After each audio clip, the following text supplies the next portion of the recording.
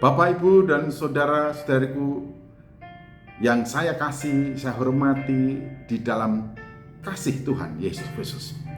Dalam kesempatan yang indah ini, saya masih ingin bicara tentang siapakah orang yang berbahagia. Didasarkan pada sabda Tuhan Yesus Kristus, Injil Matius pasal yang kelima, ayat yang ke-9. Berbahagialah orang yang membawa damai, karena mereka akan disebut anak-anak Allah. Berbahagialah orang yang membawa damai, karena mereka akan disebut anak-anak Allah. Nah, didasarkan pada sabda Tuhan Yesus Kristus ini, kita kemudian menjadi sangat jelas bahwa sesungguhnya berbahagia berkat yang Tuhan sediakan untuk kita agar kita mengalami dan menikmati kebahagiaan dalam hidup ini dianugerahkan kepada setiap orang yang adalah anak-anak Allah. Karena orang yang membawa damai disebut anak-anak Allah. Sementara didasarkan kepada Injil Yohanes pasal 1 ayat yang ke-12, di sana ditegaskan bahwa akan tetapi setiap orang yang menerima Yesus Kristus, diberinya kuasa supaya menjadi anak-anak Allah, yaitu mereka yang percaya dalam namanya. Jadi kalau saya, Bapak, Ibu, dan saudara-saudara telah menerima dan percaya Yesus Kristus, kita adalah anak-anak Allah oleh karena anugerah Allah di dalam Tuhan Yesus Kristus. Saya ingatkan lagi, kalau kita telah menerima dan percaya Yesus Kristus sebagai Tuhan dan Selamat, berdasarkan kebenaran firman Tuhan Injil Yohanes pasal 1 ayat ke-12, kita adalah anak-anak Allah. Nah, lalu siapakah orang yang berbahagia? Orang yang membawa damai, dan orang itu adalah anak-anak Allah. Jadi kalau kita ini adalah anak-anak Allah, maka misi konkret kita dalam kehidupan bersama adalah membawa damai.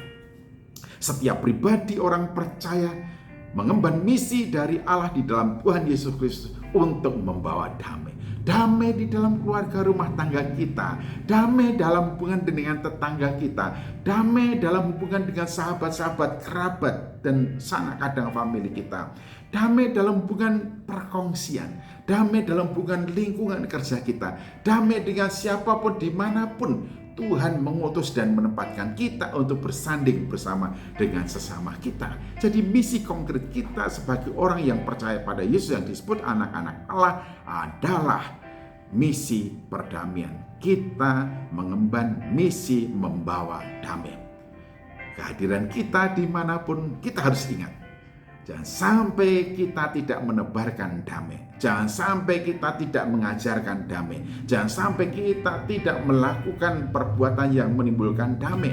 Kita harus menghindarkan pikiran kita, perkataan kita, dan perbuatan kita yang menyebabkan pertikaian, pertengkaran, percekcokan, permusuhan, benci, dendam, sengit satu dengan yang lainnya. Kita justru selalu memikirkan dan mengatakan, mengajarkan, dan melakukan segala sesuatu yang mampu merangkul, menimbulkan kehangatan, keharmonisan hubungan satu dengan yang lainnya. Saya berharap Bapak, Ibu, dan saudara-saudaraku betul-betul menjadi pembawa damai di dalam keluarga, rumah tangga, di dalam keluarga besar, di dalam lingkungan masyarakat, di dalam lingkungan pekerjaan, dalam pergaulan.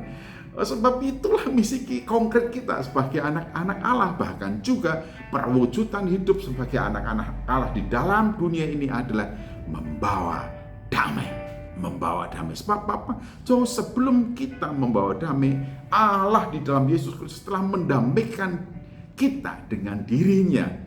Dan Yesus bersabda, damai sejahtera-Ku kuberikan kepadamu, dan damai sejahtera-Ku kutinggalkan kepadamu. Jadi kita telah mengenyam, menikmati, mengalami hidup dalam damai sejahtera dengan Allah dan sesama oleh karena anugerah Allah di dalam Tuhan Yesus Kristus. Itu harus kita implementasikan secara konkret dalam praktek kehidupan kita bersama, dimanapun kita berada.